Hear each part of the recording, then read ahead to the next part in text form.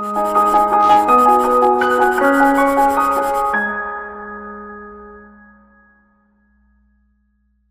everyone. I hope your walk with the Lord is going well. Today we're going to briefly talk about tithes and offerings. Historically, tithes and offerings were collected from the Israelites and used to support the house of God and the Levites that facilitated services and offerings.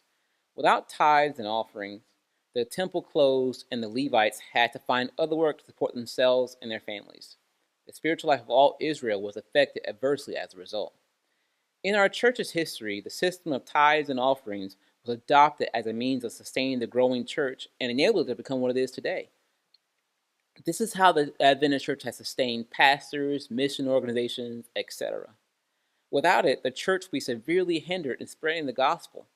If the people God called to shepherd churches, spread the gospel, and oversee the administrative needs of the work had to find no financial support from their members, they didn't have it. They would have no choice but to find other means to support themselves and their families while simultaneously working to sustain 21 million members of the Adventist church and counting.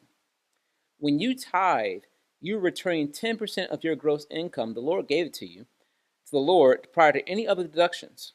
When you make an offering, you are making a gift in addition to your tithe.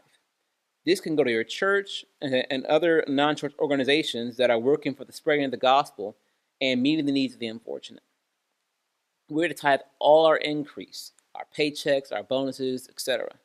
If we've been materially enriched, we are called to return a portion of it to the Lord so He can use it to bless others. The work of the gospel will only finish as we support the church in carrying it to the world.